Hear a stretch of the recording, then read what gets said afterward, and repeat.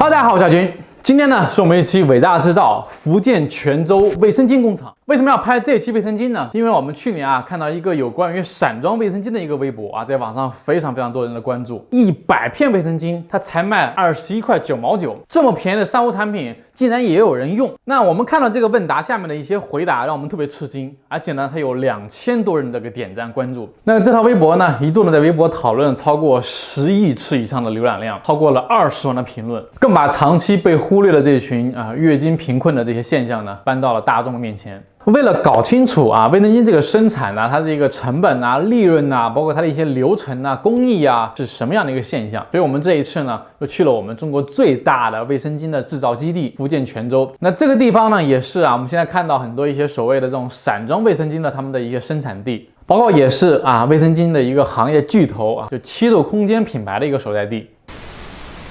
Hello， 大家好，我是亚军。我们现在来到泉州的一个在当地说是最大的卫生巾企业。这边就是我们要材料厂，好大。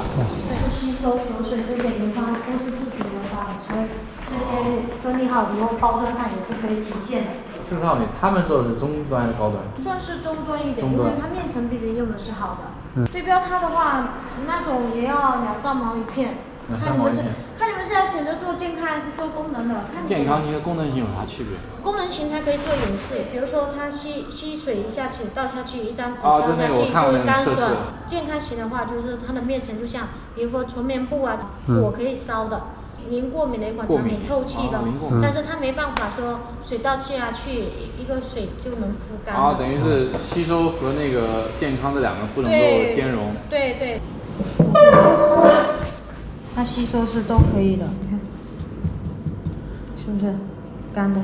那这个就没办法，湿的，这就是健康型跟功能型的区别，可以烧的，是不是？那你看这个就不行了，花仙对，对不对？塑料味。卫生巾的产品，它其实从1毛可以到6毛以上，就看你的质量的配比。6毛以上的，比如说我们做的北京同仁堂这一块，它的面层就是一个布，就是跟我们穿衣服一样的布，是贴在表层上的。然后卫生巾还有一个卖点就是卖这个，卖这个芯片。这个芯片很多人打负离子、纳米银、眼红外、磁性等等，它就是说会对女性那个异味这一块等等。说白了就是一个概念，这个芯片不要就只有1分钱的之差。刚刚发了一个做井盖的一个五金厂，哇，这一堆全是井盖。作为一个河南人我们看到井盖呢就倍感亲切。这边很全，这边有塑料井盖，这有铸铁的井盖，还有这个带这种门的井盖，反正就是应有尽有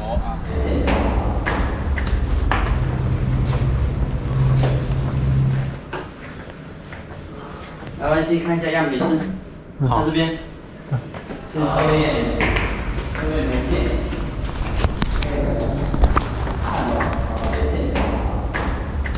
因为就怕你卖的便宜因为我们有一些，比如说线下在做了，那如果你淘宝卖的太便宜，那线下会受到影响。我们一包算起来的话，如果是代理的话，差不多3块3左右。有1毛的吗？出口都没1毛了，最讨厌就是非洲单，经常做出口单嘛。出口单很多都是做要便宜的嘛，做木浆质量比较粗糙啦。有不卫生吗？不卫生倒是不会，就是说比较粗糙、比较普通的。应该也有，现在还是有做那种比较。有，还有很普通的，而且还有2等品，我们做出来了次品，他们收回去，边角料收回去，他会剪出来，剪成2等、3等，好一点的都做2等，差一点又留给下线变3等。还有3等。有的非常便宜，那如果像我们那种长期在卖的，那我们最低就给到26块钱一套。26 8包。8包。你们的毛利率有多少？毛利的话，说实话，我们就1-2块钱，就2块钱。工厂主要走量。那大牌比如像恒安集团，我看他们的毛利率都70%、60%。不一样，他们的利润会比我们更高，为什么？大牌因为一个它的供应链、采购。都是跟人家签1年多少了，它的采购价格会比我们更低，然后它的品牌效应定价肯定会比我们高。比如说咱们这种10片1包的咯，咱们产品肯定比较好，PK 下去吸收各方面肯定绝对比较好。像那些直播的，全部都是拿7度空间、恒安、ABC 那些来对比，全部都因为它本身就不是很好，中低档。其实也不能说它不好，因为它做的是贴合实际。一个女性你来例假的时候大概多少量够吸收就好。那咱们做的是超出了这个产品本身的那个价值，然后那这个会不会有一种浪费啊？就是说对你们成本而言的话，等于我们利润低咯。比如说我们一包可能就3块多一点，他可能要4、5块钱，那没办法啊，因为你这样的话，人家才会选择你。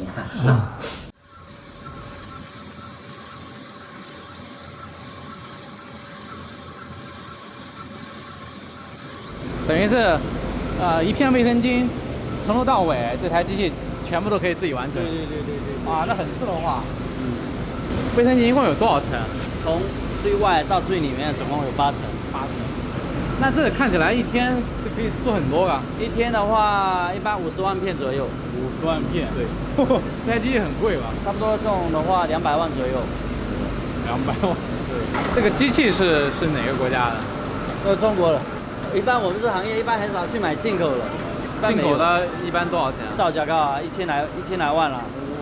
像我们都有装污点检测啊，跟那个校准电位的。比如说像刚才有一个接头，或者说里面折了，它这个折起来了。对，它会扫描出来，会自动批片出来。材料报警，有一些材料快没有了。报警，对，提醒他们要换料，这个太高级了。工资3000、6000，哇，卫生巾主机比较贵，6000到1万。新雷，哎，这个好像我知道。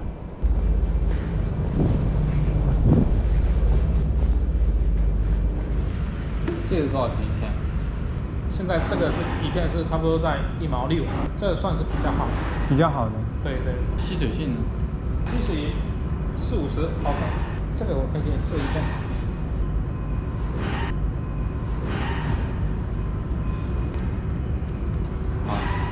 旧空间呢？旧空间它没有这种，它吸水量没有达不到。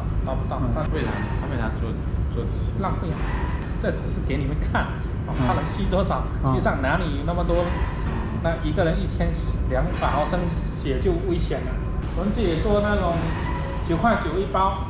含运费，可是，不大好，那因为快递费就2、3块，成本那一包也要3块多，加起来那6块多，卖不大，是吧？那你如果卖个5包左右，那你成本才15块左右，那你卖个20多块，你加个运费，那你还5、6块利润，那还不错。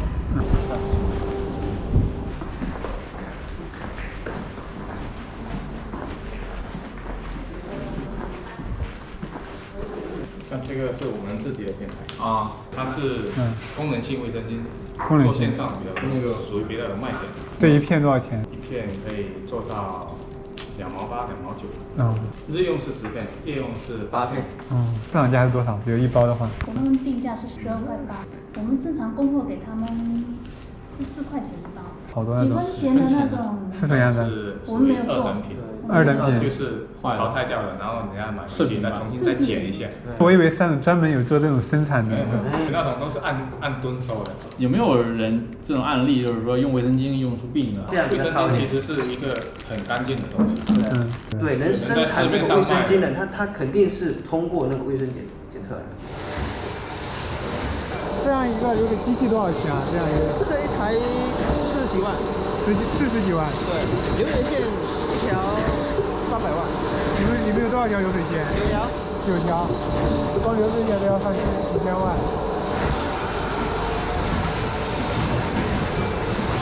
这很酷啊！这个很酷。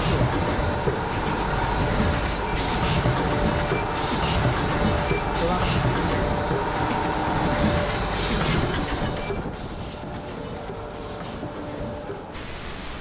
我们在网上看了一个数据啊，非常惊讶。中国呢，每年卖出呢大概是1200亿片卫生巾。那来自行业的这个4大厂家的呢，只占了30%，前10大呢也只不过占了40%而已。也就是说呢，市场上销售出去的60%的这个卫生巾都是来自于很多这些小工厂。我们走访了很多工厂啊，我们大概了解了一个现象，就是说，那卫生巾呢，它的制造呢，基本上是一个非常自动化的一个流水线，就非常自动化，所以呢，它基本上不存在所谓的工艺啊、技术的这样的难题。那关键的地方就在于环境和原料啊，这是会影响质量的这个重点。低端和高端卫生巾它们之间的区别呢，主要就在这个用料上面。而且我们发现呢，每家价格呢非常透明，那基本上从1毛钱到6毛钱呢都有啊，不同类型，并不是说越贵的卫生巾就一定是越好。比如说啊，纯棉的卫生巾，那相比于无纺布呢，有更亲肤啊、更环保啊、更不容易过敏啊，但是吸水性呢就稍微的会差一点点。卫生巾之所以贵呢，更多的是在于这个舒适度，因为这个舒适度呢，它要做很多一些不同的材料啊，这个呢会促使它的成本增加。而且我们问了很多工厂，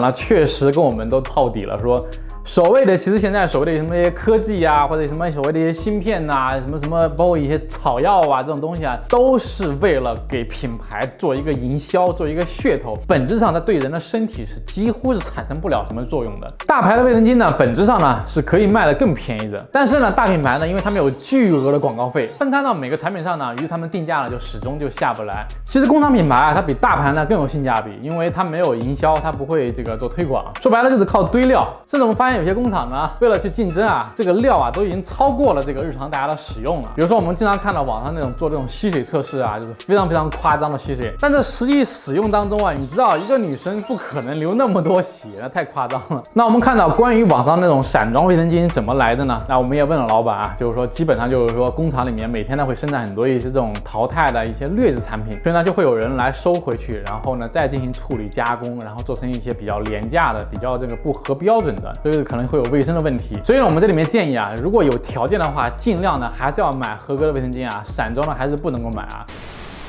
其实，在全球范围内呢，都有很多一些女孩子是因为贫困负担不起自己的一些生理现象。很多人可能想象不到啊，连那么发达的这个国家英国，基本上呢，在14岁到22岁之间的女孩子呢，10个里面都会有1个是买不起卫生巾的。而且我们国家呢，根据国家统计局的这个抽样调查啊，有6亿人月经收入呢仅在1000块钱。2019年呢，有20%的家庭年人均可支配的收入呢，仅有7380块钱，而月收入呢，可支配的呢，只有615块钱。这些家庭呢，大量存在于像农村地区。其实这点微薄的收入呢，分配在卫生巾的几率呢，那就非常小了。那肯定会有一些人呢，就发出一个疑问，就是说卫生巾难道很贵吗？我们假设啊，一个女性呢，她的经期是为5天，那睡眠时间呢是8个小时，白天呢每4个小时要更换1片卫生巾，那么这个女性呢，每天大概需要4片的日用卫生巾和1片的这个夜用卫生巾。我们以日用卫生巾的每片呢1块钱啊，夜用卫生巾呢每片的2块钱来计算，那么这名女性呢每天需要花费6块钱，那么1年又需要360块钱。360块钱确实对于很多我们这种城市的小孩，比如你喝个奶茶就是10几块，然后吃顿火锅都大几百，你可能会觉得哎呀少喝几杯奶茶就可以了。但对于一些几块钱就能够解决一顿饭的一些农村的这些女孩来讲的话，她们真的舍不得，也买不起超市里面10几块甚至几十块的一卫生巾。这个其实我作为农村人的话，我很能理解大家。其实在决定做这些选题之后呢，我走访了许多的工厂啊，发现呢工厂他们的出厂价呢并不高，1片卫生巾出厂价呢基本上就是0.38元，经过每一层的经销商加价呢是20%到30%，那么终端零售呢基本上达到了1块2毛5一片，一包10片的卫生巾呢至少差不多要10多块钱，这对于有些女生来讲啊还是比较难以承受的价格。所以我在想啊，我们伟大制造啊，我们的牵头计划是不是可以来通过卖卫生巾，然后跟往常一样呢，我们跟工厂去直接拿货，然后省去中间的一切不必要的开支，然后卖给有需要的人。那大家都知道啊，我们的牵头计划呢，就从工厂直接拿货出来呢，只加30%的毛利润。但这次卫生巾呢比较特殊，所以呢我们也不想要赚这个30%了，我们就是希望通过我们的力量呢，能够帮助一些在这方面呢有困难的一些女性同胞们。更何况是吧，我们的粉丝呢大部分都是女生，说白了这几年都是靠着你们啊来养我吃的住的房子，然后穿的衣服啊都是靠大家赚的钱，所以呢我觉得应该回报一下大家。所以这次呢我们就联系到了我们一个合作的这个卫生巾的工厂，然后同时呢我们把市面上这些大品牌的卫生巾呢都买回来，做了一个全面的对比。我们选了一款呢相对又比较不错，然后性价比比较高的，然后推荐给大家。好，给大家介绍一下我们的产品啊，包装很简单，但是性价比很高。那我们现在是一个套盒，里面有4包这种日用的，2包呢这种夜用的，然后还有1包是加长的，还有一包是一个护垫。这一批卫生巾呢，我们从工厂出货呢是26块钱啊，一单呢我们加了5块9毛钱啊，作为我们的运营成本，整个一个套盒呢价格是31块9毛钱啊，包邮，平均一包呢是不到4块钱。这个套装呢，一个女生呢大概可以使用3到4个月啊，可能大家原本呢花1个月的钱，那现在呢可以买到差不多能够用3个月的卫生巾。反正这个价格和质量大家可以对比啊，经常买的女生你们应该知道啊，真的是非常超值了。同样呢，相信呢很多人可能都会担心说啊，你们的质量是不是好，是吧？卫生是不是达标？当然了，这个产品比较特殊啊，它关系到每一个女生的这个身体健康，所以我们肯定不敢忽悠大家。所以呢，我们联合工厂呢还做了一个实验室的一个检测，那同时呢，大家也可以来监督啊。那我特别希望我们这批卫生巾呢能够帮助到一些女生。那如果大家认同或者支持我们这个想法呢，希望帮我们多转发宣传一下，然后和我们一起呢帮助你们身边有需要帮助的一些人。感谢。